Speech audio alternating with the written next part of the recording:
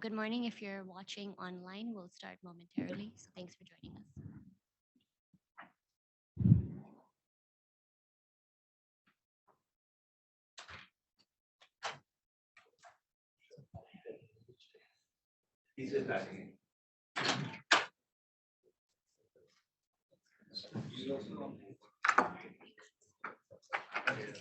Oh, guys.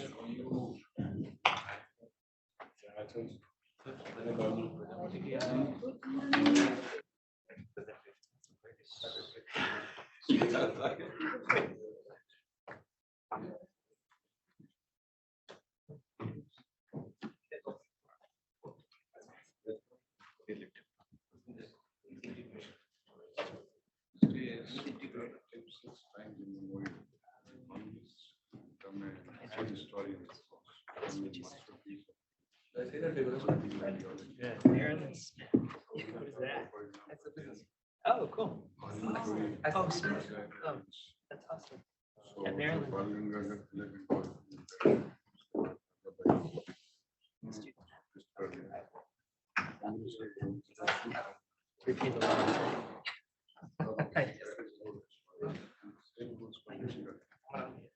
Yeah.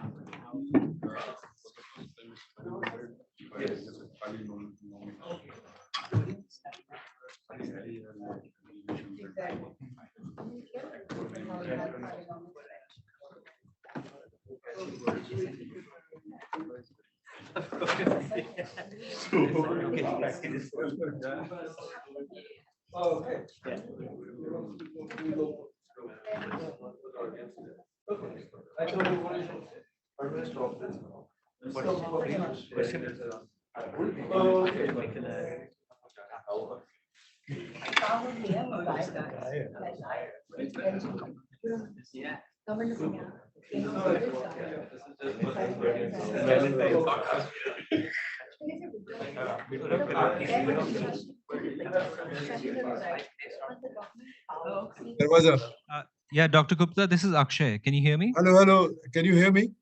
Yes, we can hear you. I think you need to just come a little closer to the mic. Okay, Please. great. Yes, that's okay. Yeah, thank you. Dr. Gupta, we're just ready to get started. So I'm handing it over to Nikita here, who's our chair, and she'll take it okay. forward. Thank And you. I'll talk to you later, Dr. Gupta. All right. Thank you. Bye. Thank you. Okay, I think we can get started. In the room, a few people are still trickling in. Get your coffee and refreshments. I'm very excited to welcome you all to the first session. I think we're good. So good morning to everyone in person or watching from the US and the East Coast. Good evening to everyone joining from India or maybe still jet lagged from traveling from India. When I was a student before the pandemic, it wasn't really possible to have people joining from all over the world. So it's odd, but very cool to know that there are people more than just this room listening and joining us. So we have a very unique theme this year, India at 100. And I think what better way to start it off than talking about India's presidency of the G20, something that if you had said in the 1990s, people would sort of say, maybe let's see. And so as the Economic Steering Committee of the world, India now carries a lot of privilege in hosting this platform and sharing it, but also a huge responsibility in the face of a lot of challenges that honestly, the world is very divided, polarized, also frankly quite tired. So India's challenge and responsibility is not a small feat. So we'll try to talk about a lot of those things today, geopolitical conflict, climate change, all of the urgent and very pressing issues that are facing the world and how India's leadership can help address some of those things. But you'll get to hear not from me, but from four distinguished experts and leaders who come from very different professional and personal backgrounds. We want to ask them, what does the chairmanship and the presidency of the G20 mean for India? What's the gravity of this responsibility? And what are the strategic avenues that India can use to leverage this position and this chance? From the world of geopolitics and diplomacy, supply chains and trade policy, financial and business implications, and towards a view of greater human well-being and socioeconomic development, we'll try to give the floor to a lot of these topics today. I will only briefly introduce our speakers, and I will not be able to do justice to their honorable careers. Mr. K. N. Vaidyanathan is the Executive Vice President at the Mahindra Group. Immediately prior to that, he was the Executive Director of the Securities and Exchange Board of India. He has over 25 years of experience in financial services and was an adjunct fellow of geoeconomics at Gateway House in India for almost a decade. Mr. Rajesh Khullar is the Executive Director at the World Bank Group, representing Bangladesh, Bhutan, India, and Sri Lanka. He served as an IAS officer for 32 years, where his principal areas of experience, among many, were infrastructure, finance, foreign investment flows, agricultural development, digital transformation, waste management, and a lot more. During his many years of service, he also authored a book called Viral Match. Dr. Rohinton Medhora is a distinguished fellow at the Center for International Governance Innovation. He was previously Vice President of Programs at Canada's International Development Research Center, and his fields of expertise are monetary and trade policy, international economic relations, and development economics. He holds the chair at several institutes and multilateral institutions, and also sits on the Lancet and several Financial Times commissions. And last but not least, Dr. Arvind Gupta is the director at the Vivekananda Foundation. He was formerly the Deputy National Security Advisor and Secretary of the National Security Council in India. And prior to that was the Director General of the Institute for Defense Studies and Analysis. He is on the board of students of the School of International Studies at Jawaharlal Nehru University and is the author of 5 books, the most recent in 2021 being Opportunity for India in a Changing World. So I encourage you to use the technology tools of the app and the conference to send us your questions. But let's just get into it. And I would like to ask each of our speakers, we can start with Mr. Vaidyanathan. At the turn of the century, India was sort of the country of the future. And now we've arrived in many ways. And so from each of our speakers, I'd like to hear what you think about the role India can play now this year, how things have already started playing out since it started its presidency of the G20. Thank you.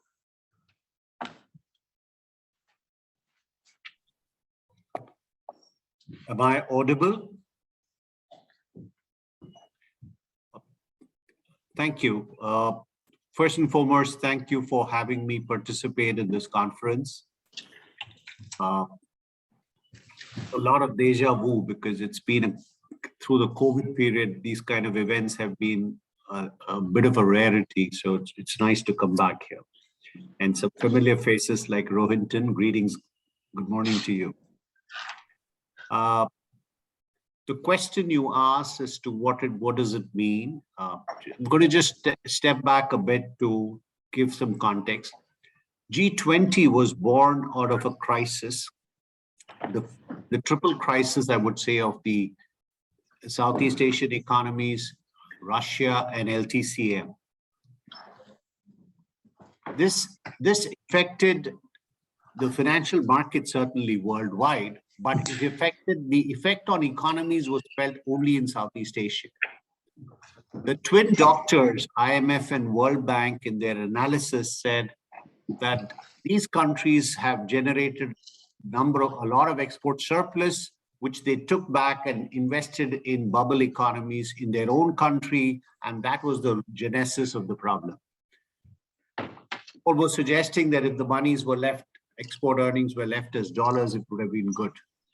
Fast forward to 2008, we had the global financial crisis that affected both markets and economies across the world, but it brought about, and largely with support from G20, a very coordinated effort of finance ministers and central bank governors around the world to pump start the economies again.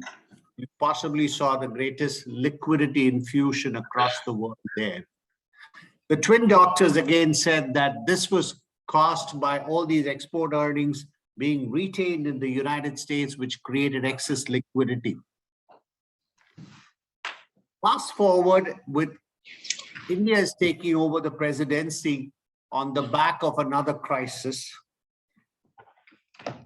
I hope I'm not speaking too soon when I say it's post another crisis called COVID. But COVID certainly has exposed the fragility of different countries in the world. It affected both economies and markets. Lots of countries are still struggling to come out of it. whether it's developed or emerging economies. It's exposed supply chain shocks. It's brought back inflation front and center to discussion at finance ministers and governments and central banks. The impact within countries is felt very differently in different sections, and the impact across countries is different. So the talk now is not about a U or a V or a W-shaped recovery. The talk is about a K-shaped recovery. Some get better and the other get worse.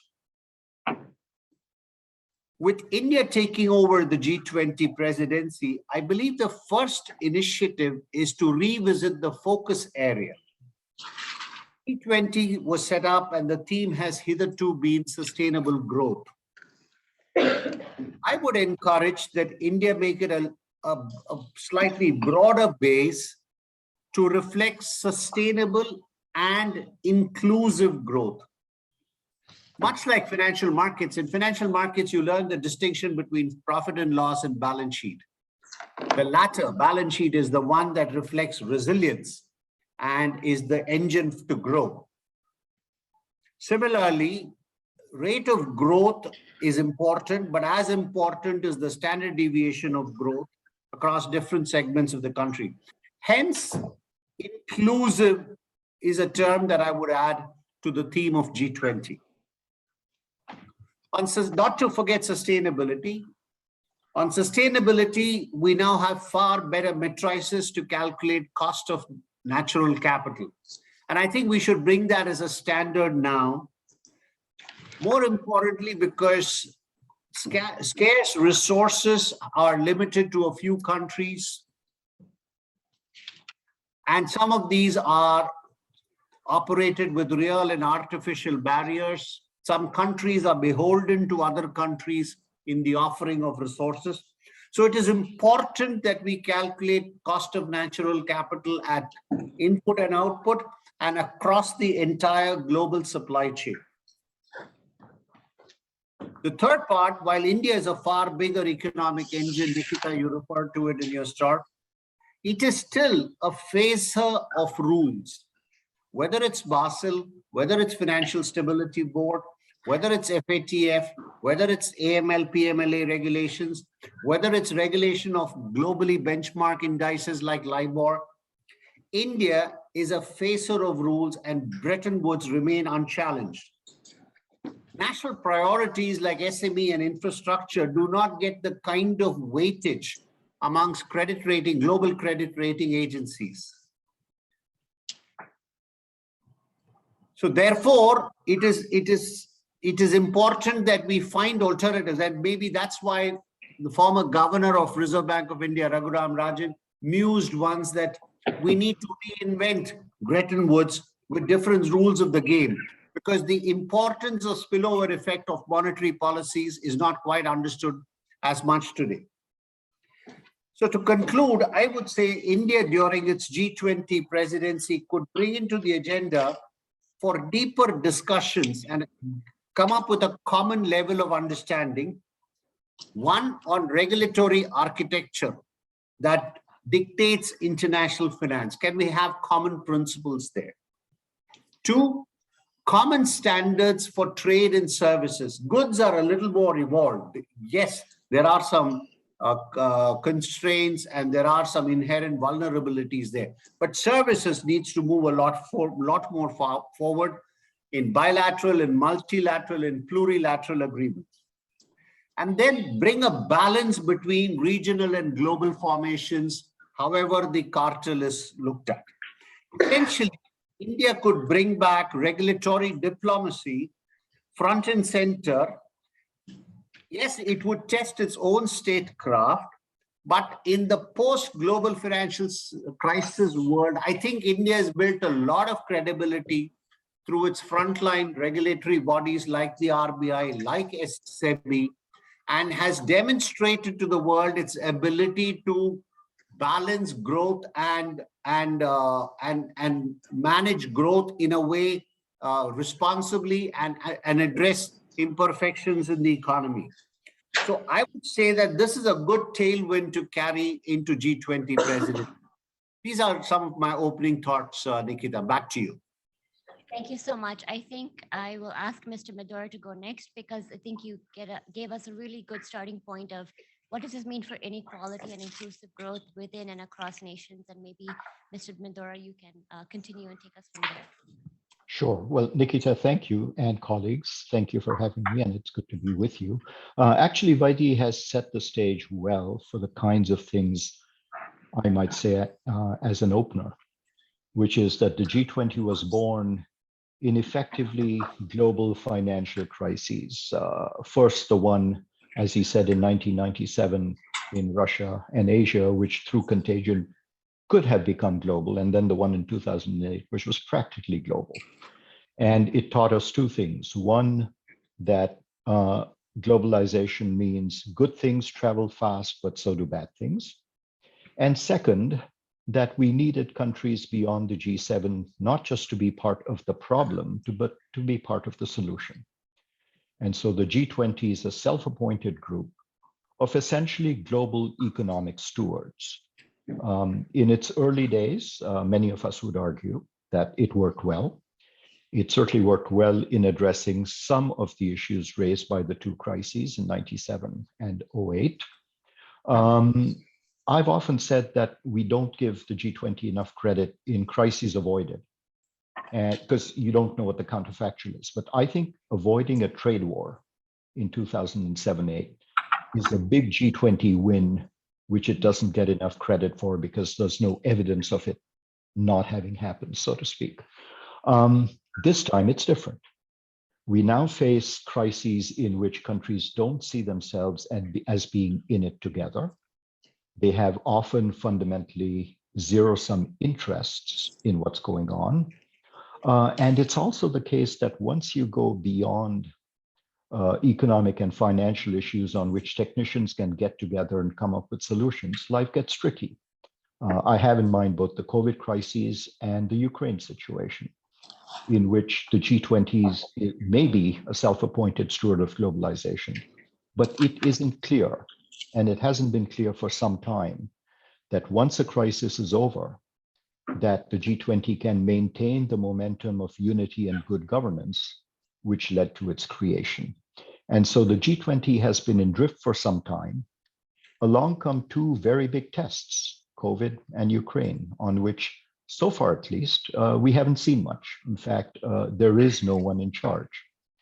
It doesn't help that the last 3 or 4 chairs of the G20 have been countries that may be part of the G20, but are not really globally important or credible. India, on the other hand, is.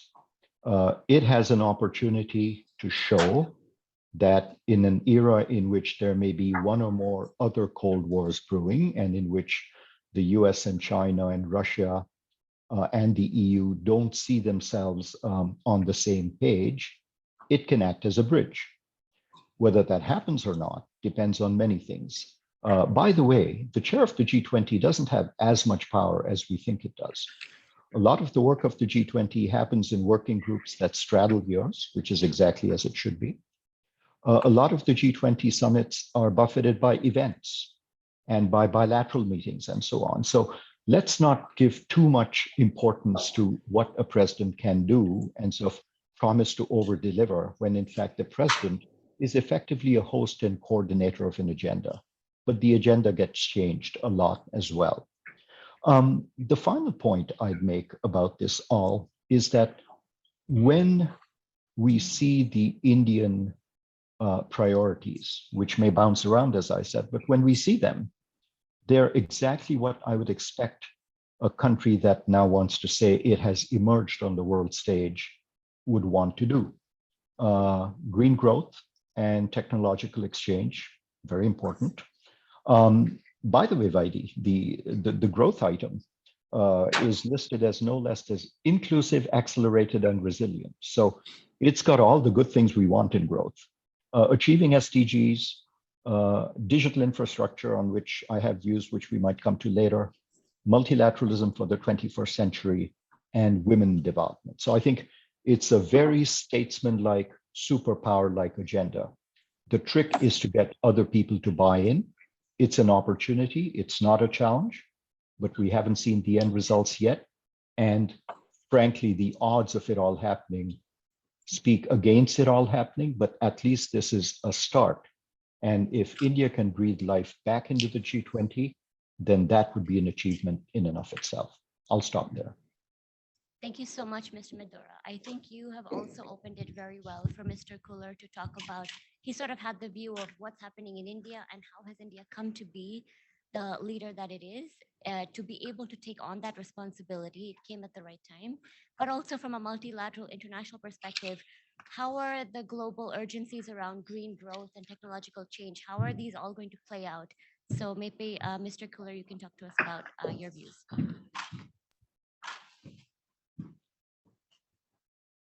Can you hear me just to make sure? Okay. Thank you, Nikita. Before I respond, let me thank the organizers, particularly Akshay, Riddhi, and Anushri for inviting me to this annual Harvard India conference. It's a pleasure to be here, and I wish everyone associated with it great success. I think Rohinton ji has done a great job of putting the whole thing in perspective, and I would only like to add, and thank you for having taken us through, almost all the priorities of the Indian G20 presidency. And I think together with the background and history captured so well by Mr. Vaidyanathan, I don't have much to add, but only one thing. Maybe there will be questions later, and we began late, so we are running late. I think we should not encroach upon time of the audience who might like to ask questions. So, but let me only say that one thing I would like to highlight, which Mr. Rohinton did not point out, but I would like to underscore it and shine some light on it. We have been hearing these words, green growth and sustainable growth and inclusive growth, honestly, ever since I was in college. Climate change, technological transformations, these things we've been hearing all through. In the G20 Indian presidency, if you see, in fact, it will be hard to find a previous presidency which did not use similar words. Maybe digitalization is a new thing. I don't think G20 really, at the time it came into being, even at the Leaders Summit first, which when the political thing happened in Washington, D.C., they didn't use the word digitalization because then it was not a force. What Indian presidency has done is, and as I said, I want to underscore it, is if you read the first priority, it says green development, climate finance, and then an acronym shows up there. It's called LIFE, L-I-F-E. And the acronym stands for Lifestyle for Environment. This is Mr. Modi's own baby. This is conceptualized by him. It aspires to be the world's first international mass movement, trying to bring in behavior change across the globe on part of every human being, no matter where they live, to live an environmentally conscious life in their daily choices. What we buy, we meaning any human being anywhere, whether they live in a capitalist place or a socialist place, doesn't matter. What they buy, what they choose to share, what they choose to, to consume, it should all be environmentally conscious. And that links back actually to the tagline and, the one world, one future kind of a thing, which is, in India's civilizational pearl of wisdom, Vasudhaiva Kutumbakam. So this is happening for the first time, and there are no working group on it.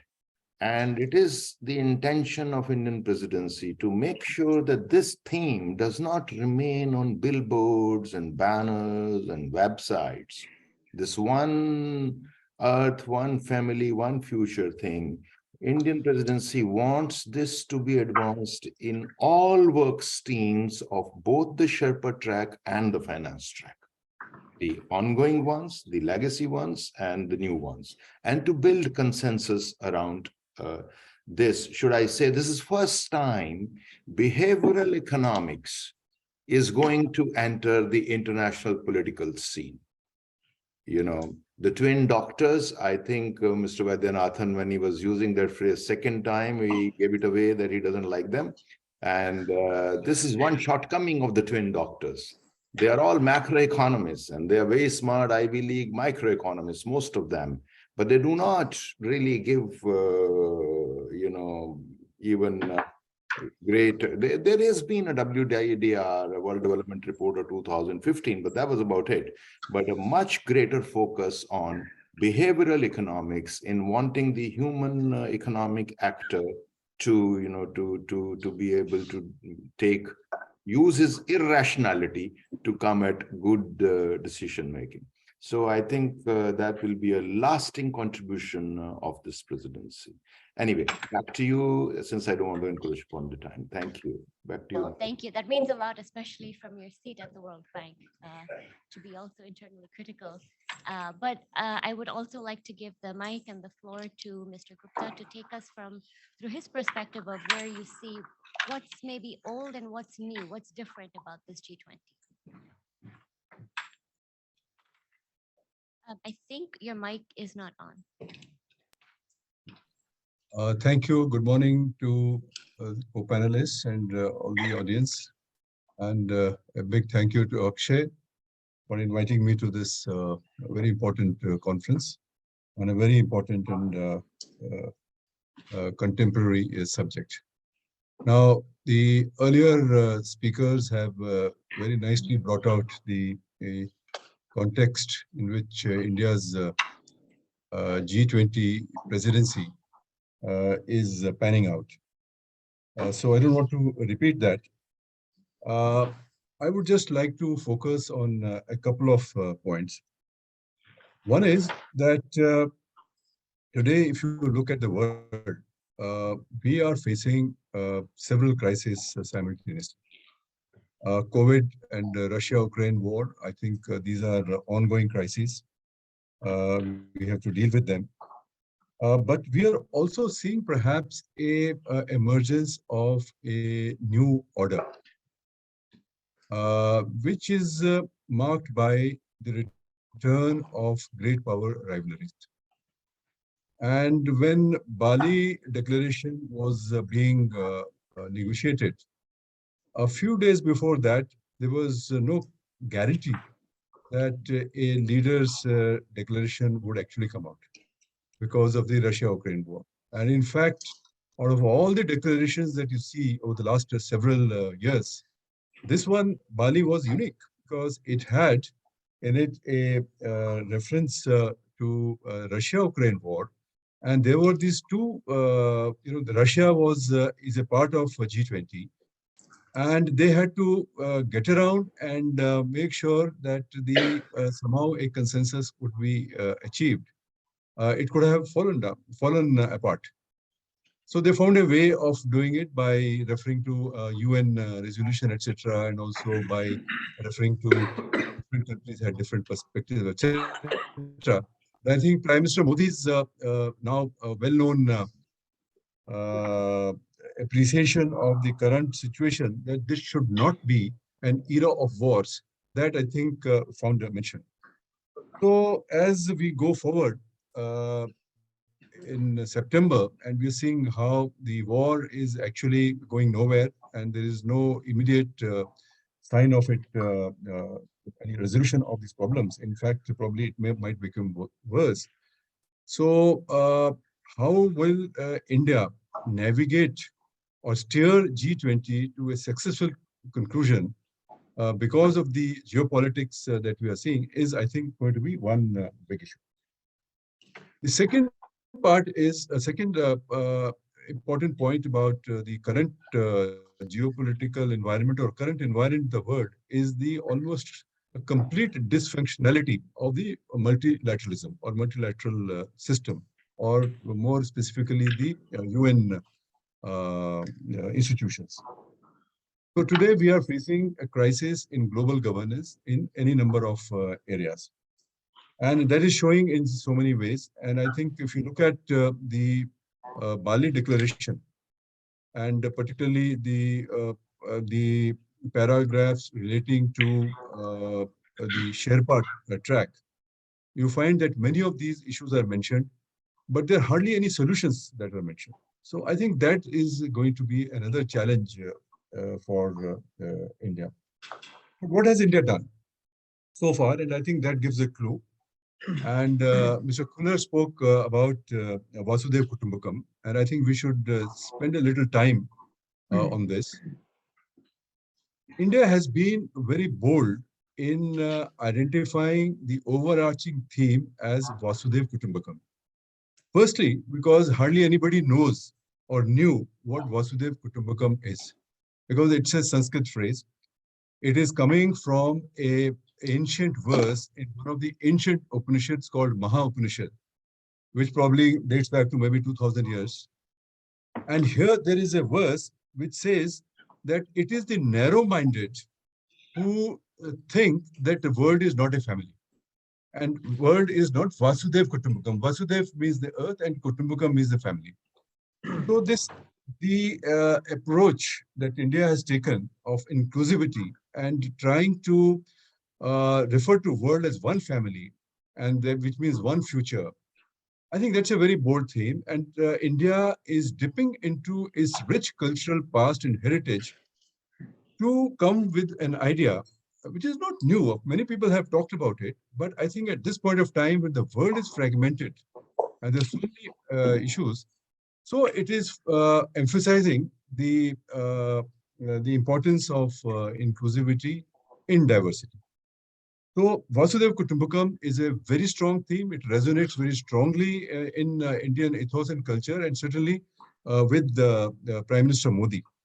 The earlier prime ministers have also spoken about Vasudev Kutumbakam here and there, but I think now it is the theme, G20 theme, which is a very big achievement for India. It's a very bold thing to say. Now, another, I think, important logic in India's thinking is to have the voice of Global South heard in the G20 fora. Now, G20, as you know, as has been said, that it is a group of countries which account for over 85% of the global GDP, 75% of trade, etc. But what about the rest? So I think last about 10, 15 days ago, there was a virtual summit which convened by Prime Minister Modi of about 120 countries, which he called the Global South, and where he said that we want to hear the concerns of Global South, where most problems are, who are feeling left out, and these concerns he's trying to bring to the G20. And I think if he succeeds in that and is able to bring a consensus in the G20 that the problems of Global South need to be addressed, I think that will be a big achievement. Whether we succeed or no in this is only the time will tell. But I think the focus on Global South and hearing their concerns and voicing their concerns and bringing it to the G20 high table is a very important aspect of life was mentioned. Environment has become a very important, a global issue, the climate change and so on. And I think all these finds mentioned in the various G20 summits, declarations. But I think bringing linking it up with Vasudev Kutumbakam, respect for nature, which is also in Indian heritage and thinking. And Mr. Modi has articulated this in so many fora, including at the UN and so on. I think these new ideas, in this framework, several new ideas would be created. And I want to mention just one or two. One, for as most people know, that International Yoga Day, which was declared some years ago, it was very much India's effort, and Mr. Modi had put a lot of effort in that. Another idea, I think, which perhaps in the framework of One Health or in the framework of COVID and so on, could be that of holistic health. You know, the 80% of the world's population today is still dependent on traditional medicine and alternative, approaches to healing, and what we can call broadly as holistic healing or holistic health. Now, Ayurveda, which is again an ancient Indian system, provides a meta framework for integrating many approaches towards holistic health, etc. So I think this is one theme, and Mr. Modi has spoken about this in several other fora, although it has not been articulated more recently. But I think one health which would also resonate with a large number of people around the world, because as I said, 80% of the world's population still uses traditional medicine. Now, I think the G20 has to start thinking out of the box, and perhaps a permanent working group, which maybe India could chair or give initiative, etc., on holistic health and healing, so that the benefits of an alternative approaches, which will also bring mind, body, spirit, spiritual, all these approaches together. So that I think would be one aspect of India's presidency to bring, and this is just one idea. There may be many other ideas, and maybe we could discuss these ideas. So the challenges are there, of course. As I said, the ongoing conflict is a big challenge. Building consensus on all these issues is a big challenge. But I think today, India, and this is my final point, what India says probably would be heard, or at least it will resonate. And the reason is this, because today India has capabilities and capacities in so many areas. For instance, you saw what happened very recently in the Turkish earthquake. India has emerged as a first responder to disasters around the world. And we have now developed a lot of experience and expertise. Similarly, in financial inclusion, in holistic health, and so many other areas.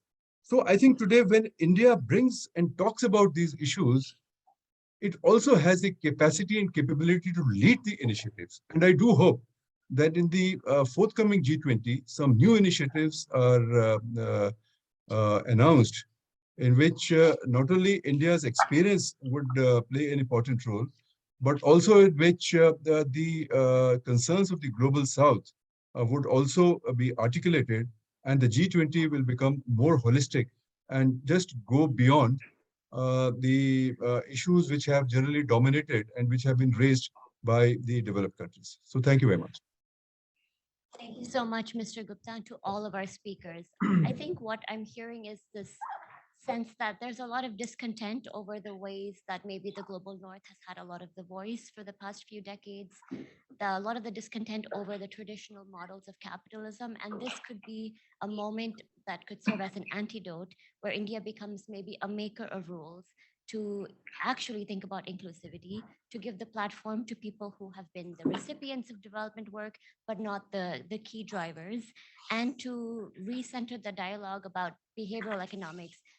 How do human beings actually act, and how does that interact with global forces?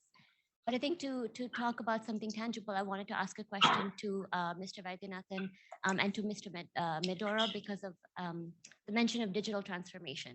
I think it would be great to hear from the world of finance and from the world of governance. How does coordination and digital infrastructure help us perhaps get one step closer? And what are some of the things we should be aware of while trying to do that?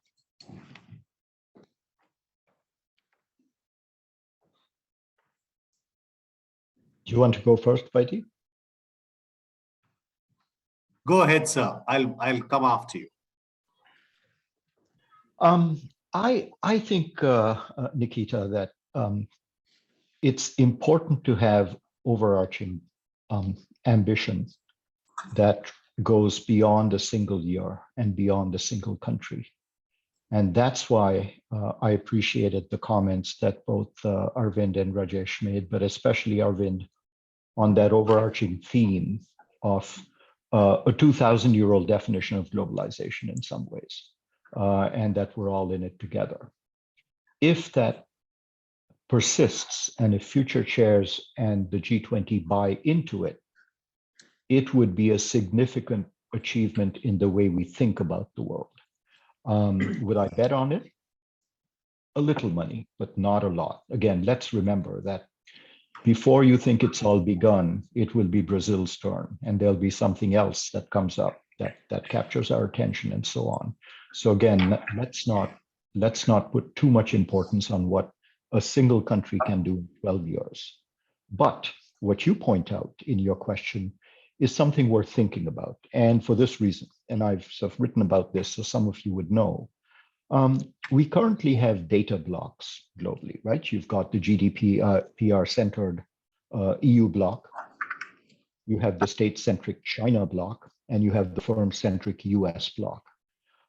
These don't talk to each other, and we don't have anything approaching the kind of coordination in digital infrastructure and in data governance that we have created through institutions, starting with Bretton Woods, in trade, finance, and development.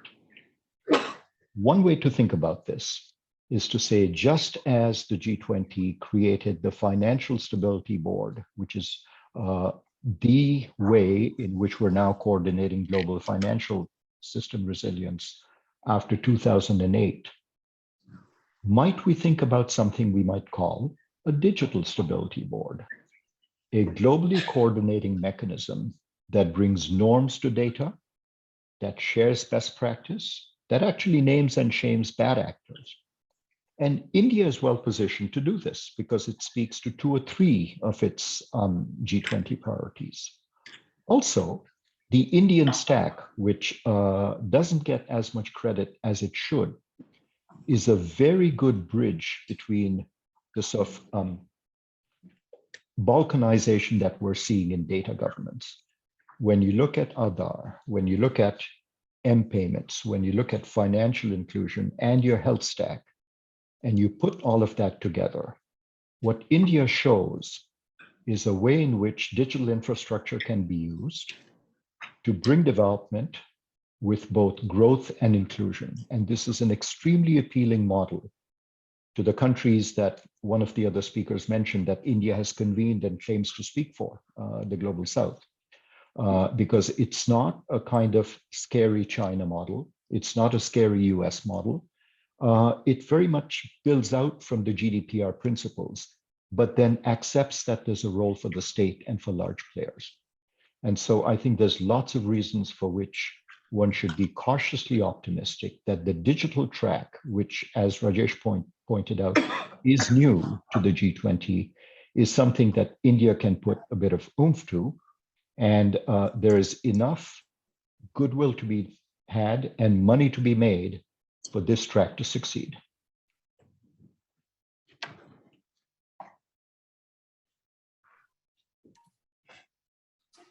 Thanks, Rohinton. Let me come in here, Nikita. First and foremost, I think for second half 2021 and most of 2022, something that would feature a lot on social media was a comment about the vaccine certificate. While most countries, including a number of developed countries, had reams of paper which were folded and kept, India was one of the first ones which used the power of the phone to carry your vaccine certificate. So digitalization for India was not just a cutting edge, but if you look inside, it was a way around ensuring that there are no vested interests coming in the way of possibly the world's largest vaccine program, which touched over 1.5 billion people. So digitalization track record for India is something unique that it can bring to the table for large volume, a large number of people with distances access. But I want to go back to my favorite theme of regulatory diplomacy and where digitalization helps. Number one, we don't need to just label things like shadow banking, shadow banking means different things to different countries. In the West, for example, it would be a lot about derivatives and complex over-the-counter products. In some countries like China, it would be entities that consciously fly below the radar. In a country like India, shadow banking would be the non-banking financial entities which go where banks didn't go. It was about enhancing reach and connect with consumers in the hinterland. So digitalization would help bring out some of these with data that people can look at and see that this is a genuine credit for purchase of a tractor in a farm in distant Uttar Pradesh or wherever. I think that's the big area, and that can impact regulatory environment in this area. The second part where I think digitalization could help in bringing little better quality regulation. One of the curses of finance, and finance, as we know, has always been a double-edged sword, is the financialization of commodity markets. From the time I've entered capital markets, which is now about 30 years, I have seen a steady increase on newer and more complex and sexier products being introduced. If you look at the oil market, just since the global financial crisis, it's gone below $20 maybe 10, 12 times, and it's gone north of $120 10, 12 times. The sheer volatility is beyond textbook economics demand-supply equation. It's a lot more than that. And that's driven by financialization of commodity market. Digitalization can come in to be able to better regulate by better inciting and then bring in those guardrails so that market volatility, which hurts the less developed countries, the poorer countries, even amongst the wealthier countries, the poorer people. So therefore, just having better quality data on exposure positions and tracking volatility, digitalization could help. The third is digitalization can help in services. As I said in my opening comments, goods have developed a little better. Why can't we have freer and easier movement of people? Countries like India rely on easy movement of labor, easy movement of skilled labor across borders, across countries. Instead of having this 0-1 approach to it, there is better digitalization would help, better record keeping possible, better tracking facilities to make sure that there is no arbitrages or artificial arbitrages created around labor market. So I think in digitalization could possibly, I mean, India, as we know, does not walk, it takes leaps. So we missed the entire telephone growth till the 90s, and then we suddenly jumped onto the cell phone era and went faster than most other countries in the world. So similarly, I think digitalization gives India the opportunity. We may have lost out on computerization, we may have lost out on automation, but with this digital wave, we can move fast forward a lot of development and could help, therefore, countries like us move away from people like us to countries like us embark on this journey. So I think there is a lot that India could bring. And as Rohinton pointed out, it doesn't have to be around India's presidency. The ball could roll now, and then we can continue to support it as the G20 moves to Brazil and other countries. Thank you. No, I think that's a very good segue to questions from the audience. Several questions that I'll try to condense into one that I posed to Mr. Khullar and to Mr. Gupta is, with greater flow of people and goods comes greater dependence on this trade. So how does trade and diplomacy go hand in hand in a moment like this, where the Ukraine-Russia war also sort of has a role for India to play as mediator? So how can we think of trade and diplomacy and where India can find a space to help powers navigate that this year?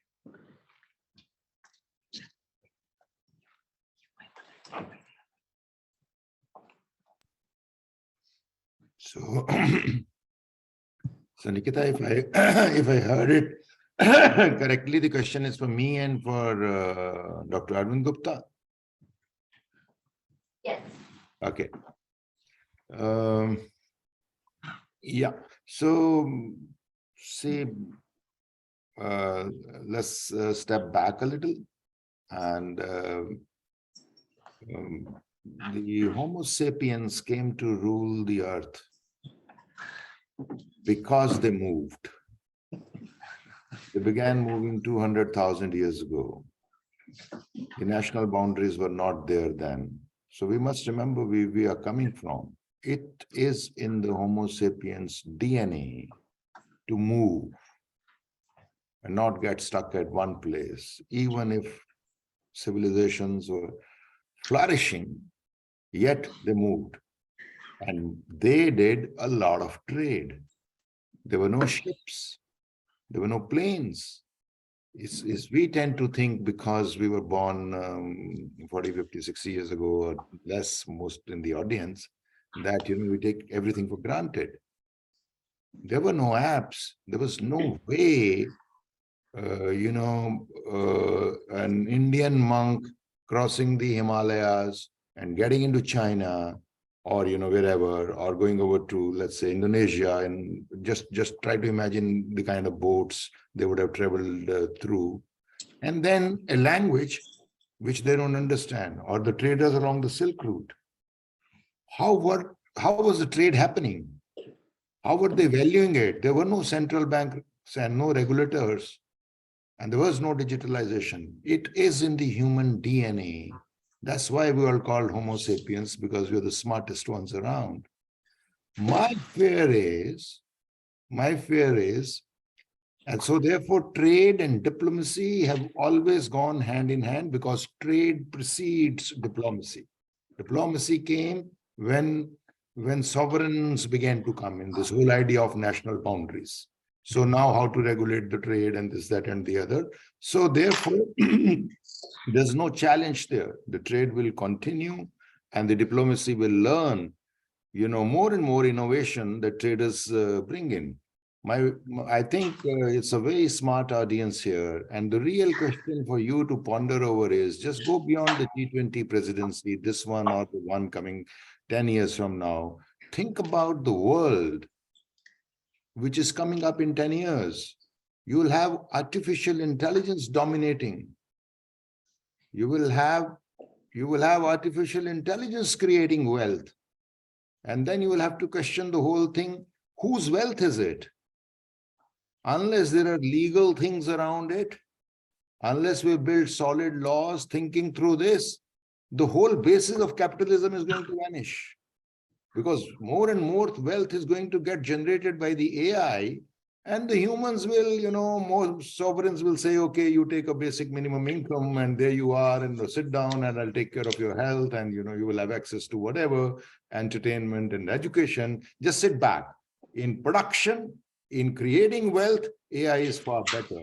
Now, who owns the AI, and all those kind of questions. So therefore, I will say you're at a very fascinating place. And I'll come back to what Dr. Arvind Gupta emphasized, that the theme of, Vasudev Kutumbakam. Let me point out, Nikita, if you permit me one more second for people to begin thinking and pondering in this direction. The whole basis of capitalism and, the three blocks which Rohinton mentioned, the state-led and, the US-led and, state-led capitalism and stuff. See, where does, and Dr. Arvind Gupta pointed out the Maha Upanishad, the shloka from where it comes, the Vasudev Kutumbakam part. Just think about it. Give yourself, some time and see that where does capitalism come from? It's captured by Adam Smith in 1776 eloquently in one sentence. No matter the capitalism that you see in China or in Russia or in India, wherever, at the heart of it all is that sentence which says, and let me quote, if I can recall it correctly, that it is not from the benevolence of the butcher, the brewer, or the baker that we expect our dinner, but from their regard to their own interest, the profit motive. And what is Vasudhaiva Kutumbakam saying? That shloka which Dr. Arvind Gupta transliterated in English. Ayam nija paroveti. This is small-mindedness. That this is mine and that is, someone else's. See, Vasudhaiva Kutumbakam is the Udar Charitanam, which is the whole earth. And mind you, not even the humanity. It's not that all humanity is one. Vasudhaiva Kutumbakam is saying that the whole earth and everything that's on it, all life forms, plants, microbes, animals, even the inanimate matter is part of my family, my meaning any observer. Now, this is grand, this is deep, this will help you think about what happens when economic growth begins to happen actually exponentially all over the world in the coming decades, because our technologies, our productive technologies have increased so much. And we will have a lot more leisure, something we have always wanted. Then how does the planet survive? And that's where I would like to say, coming back to the life theme, the tagline, we have to, rechristen ourselves and rebrand ourselves from Homo sapiens to being Homo sentients. I mean, which is the best, the most conscious life form around. The time will come, if you allow me the liberty to go think about, 500,000 years from now, sun will vanish, earth will vanish. Will the human beings, with the help of maybe artificial intelligence, worked out a way of leaving the solar system and going elsewhere and still enjoy the universe? That's the question. And not what happens in 20 years. But yes, war is there, conflict is there, and diplomacy is there to solve it. We have been doing it all through, and we should do that. The larger question for the younger ones among you is to ponder over these things and talk about this with each other. And I can assure you there will be some very fascinating conversations. Back to you. So big question, thank you. We have a couple more minutes, but I'd like Mr. Gupta to offer his thoughts as well. Mike, Mr. Gupta. Thank you very much. You have raised a very important question about trade and investment. In 2 minutes, I can't really speak very much about it, but I just want to highlight a couple of points. And I think that is something for the G20 leaders to think about. G20 accounts for some 65%, 70% of the trade, etc. But the important point here is, what has the WTO done? I think WTO seems to have reached its end now, and it needs a complete reformulation. In other words, the way we do trade in the world today needs a complete reformulation. And I hope G20 can focus on these. Now, if you put, for instance, barriers on trade like, the environmental issues, you try and bring that, and labor standards, child labor, etc. And if you use the models which are one-size-fit-all models for these, I think you're going to actually create more problems. And I just want to refer to just one specific point. You all remember during COVID-19, South Africa and India had gone to the WTO and asked for a TRIPS waiver in the manufacture of COVID-19, basically the IPR waiver. And after 2 years of discussion, I think it was in June last year, they came out with some kind of a WTO decision, which was neither here nor there, and actually most inadequate. And I think the world is divided. On one hand, you have this issue of COVID-19, the pharmaceutical various goods and therapeutics and so many other things, which are so needed today to handle the COVID crisis, and not only COVID crisis, some other medical emergencies. And there, on the other side, you had these big pharma companies who said that this is a political stunt. And what the decision that came out after 2 years of wasted effort of 2 years was only to really reiterate the flexibilities which are already available under TRIPS to the countries. And the 5-year period that they gave, for that waiver is so inadequate, not any new, capabilities of manufacturing, etc. So I think there are many, many issues here.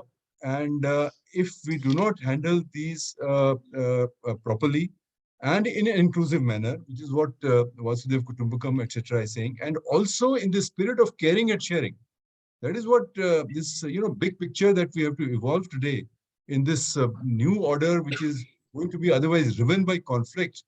And God forbid if there is a use of nuclear weapons, etc., which, there has been a lot of loose talk surrounding the use of, these theater nuclear weapons and so on. So we are in a big crisis.